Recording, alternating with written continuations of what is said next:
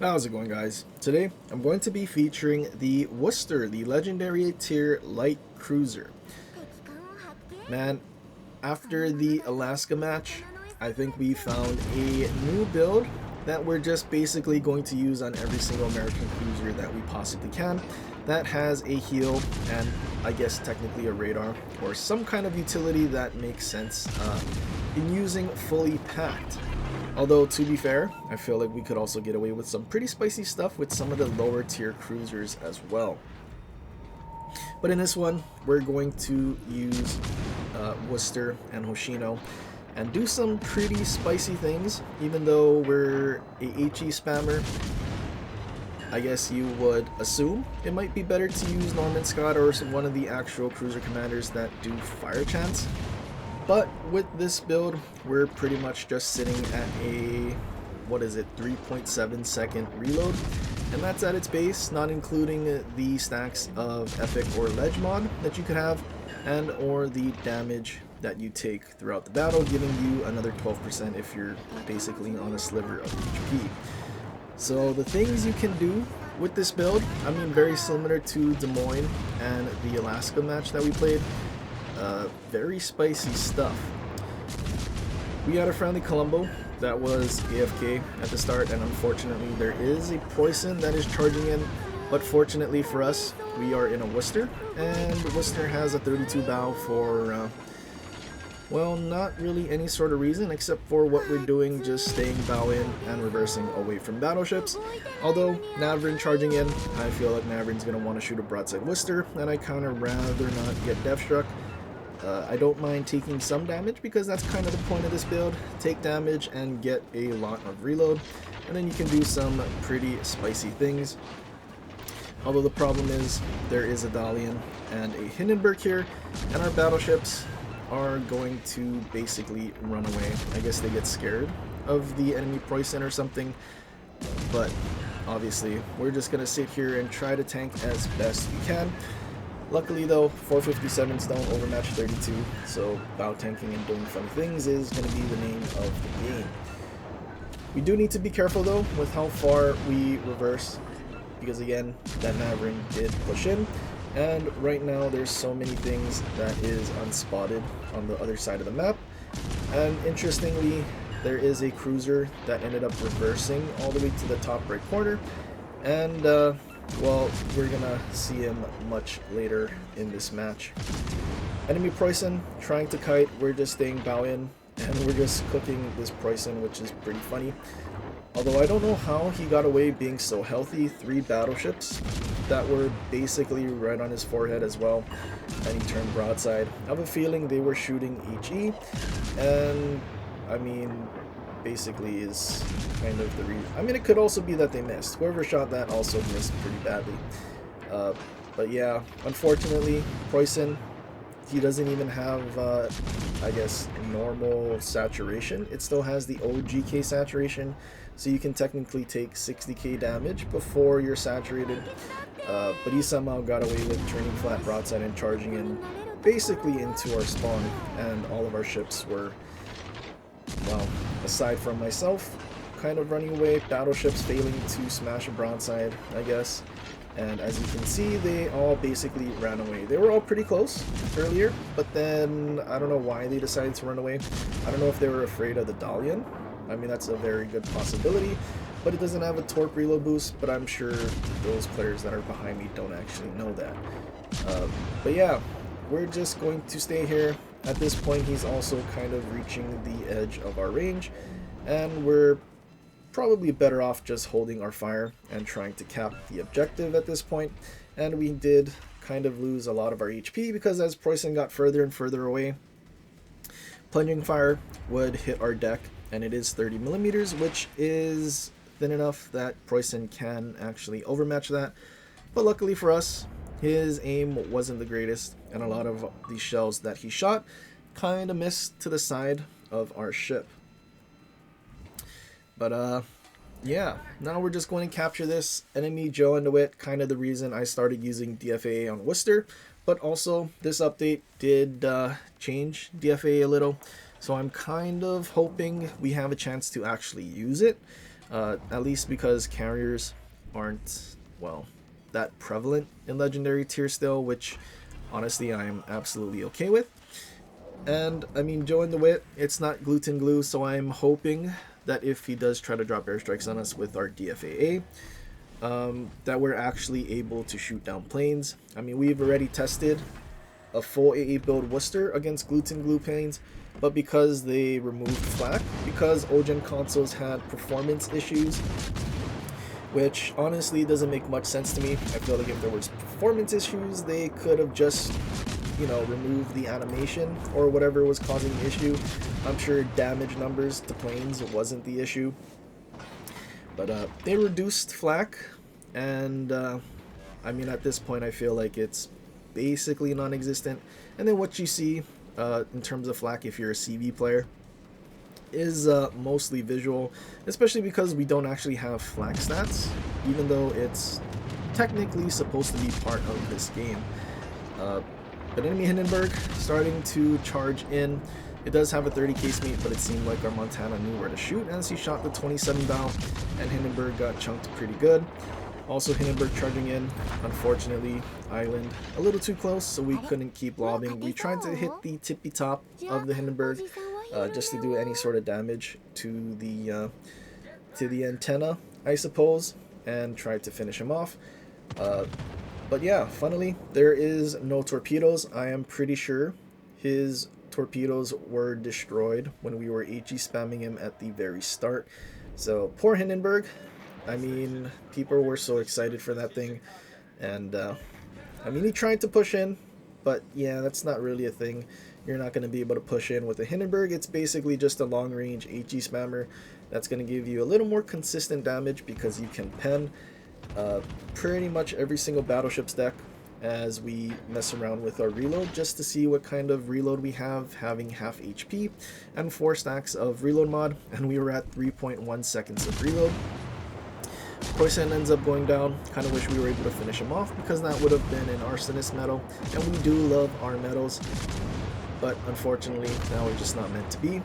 Enemy Yamato damage cons as soon as we start shooting at him, so it's looking kind of good. We can farm this Yamato and set a bunch of fires, but unfortunately Zaltorps do end up hitting the Yamato and finishes him off. So the fire that we set that would have been permanent and burning, well, unfortunately, we don't get any of that damage. Enemy Navrin reversing into battle from C.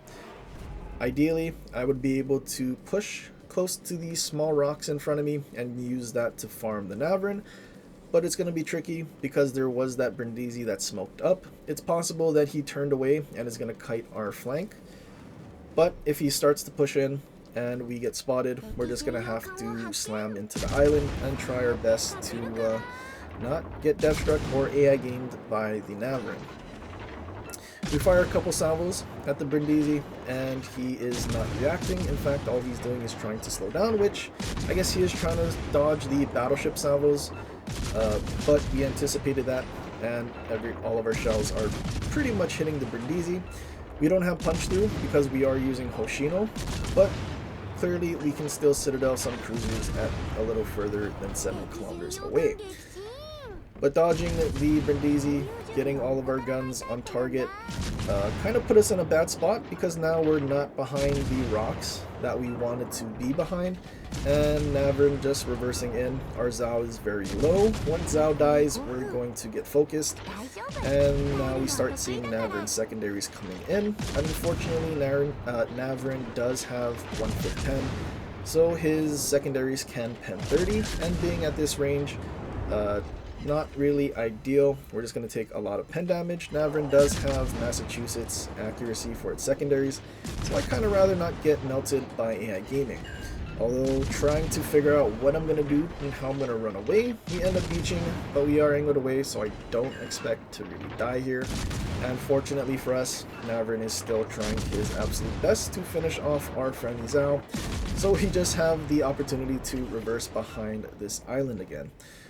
But with the position we're in, I mean, there's not really a whole lot of places we can go. I do not want to turn left because we'll just be flat broadside, lifting our citadel, probably making it very easy for the Navrin to finish us off with one salvo. But then also, it's not like we can really turn away here. But we do want to angle. Navrin is starting to look at us, and he's going to turn his host ship just to fire a salvo at us, so we need to beach here and try our best to put our stern towards him, because we do have a 32 stern, but I also don't want to go full flat, because it is possible his shells pen straight through our flat booty and potentially citadels us and basically ruins our match. Luckily though, Navrin, being pretty mediocre with accuracy, his one turret that shot at us, all 4 shells just completely whiffed. Gotta love that Russian dispersion, even though he was within 12. But now all that's left is a Stalingrad. And that Stalingrad was the cruiser that I mentioned at the start that had basically reversed all the way to the top right corner. And as you can see, he went around Charlie on the outside of the island, basically removed himself from the entirety of the battle, and he is full HP. We do have a friendly Dalian charging at him though, very brave soul. But at this point, I mean, it's not like we're going to end up losing this match, because we have a pretty big points lead and there's a lot of ships and not a whole lot of time left. But Dalian charging into Stalingrad, a light cruiser that is overmatched by 305s. Yeah, not a fun experience. A Harbin at tier 8, yeah, it's kind of brutal. But Hoshino on Worcester, honestly, pretty cracked. We have a lot of fires, considering we don't have any sort of fire chance skills, like Igniter or Burn It Down. And I feel like it's, well, in part due to the fact that we were basically farming a bunch of things that didn't have, like, Firefighter, and we were kind of the only thing that was HE spamming. I think Dalian kind of backed off, and I mean, he's clearly still in spawn, and we were just setting a bunch of fires. We also got lucky with, like, Yamato damage conning the fire, and then we set like a double fire before he ended up dying to torpedoes. Kind of just stuff like that. Although we did get a lot of assists, because as a light cruiser, if you don't pen 32 or more, well, you kind of suffer. A lot of kills are going to get yoinked while things are burning down. Which, I mean, at this point, I kind of do want to try and finish off Stalingrad, and I was kind of hoping that he doesn't get dev struck by our team that's charging through sea.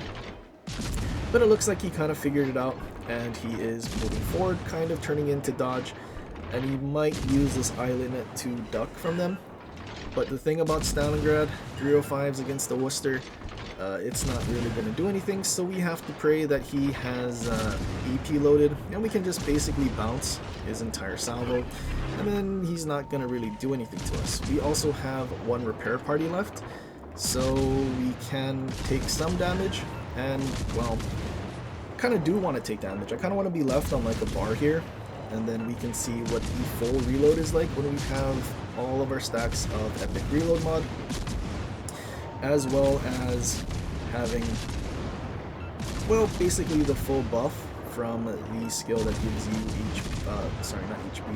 that gives you reload as you lose HP. Stalingrad starting to shoot our superstructure, but still has EP loaded. All we really need to do is just time his salvos, and we will be fine. We pop our last heal, just because there could be some funny last random citadels or something, and we'd kind of rather not let that happen. We set the Stalingrad on a triple fire, and, well, Stalingrad's trying to go broadside. He's on a sliver of HP, and unfortunately, friendly Columbo that was, well, very passive, ends up yoinking it. Kind of unfortunate. And then we get the Monty Meadow. I don't know if I just said that or not, but we did get 3,900 base XP. Hoshino doing some funny things for these US cruisers. I feel like I need to try it on maybe Seattle and maybe even Buffalo. I mean, we did it with Salem, kind of the same as Des Moines, but Buffalo and Seattle might be pretty interesting. I guess also maybe AO Baltimore, but at the same time, those reloads, not really sure if we'll be able to max it out and actually see what the full benefit is. Just being at tier 7, you don't get a whole lot of HP to farm most of the time. But it'll be interesting. Very interesting to see what happens. But Takanashi Hoshino, basically just the same build. I just took it from Des Moines and Alaska and put it on Worcester, and I wanted to find out what happens. 3.7 second base reload, and I mean 10% more from Epic mod, which is fairly easy to do, especially if there's a lot of battleships. And then I mean you can get another 12% if you take damage. So yeah, it's kind of spicy. The amount of buff you can get from using Hoshino, I mean, you have on second thought for 5%. And realistically, I don't know if you'll even be using, say, refill station, but there technically is more reload that you can get than a cruiser that just simply had refill station. But yeah, that's pretty much it for this one. I hope you guys enjoyed. If you did, leave a like and subscribe for more, and share it with your friends, or leave a comment down below for other ships you want to see in the future. But anyway, guys, till next time, aloha.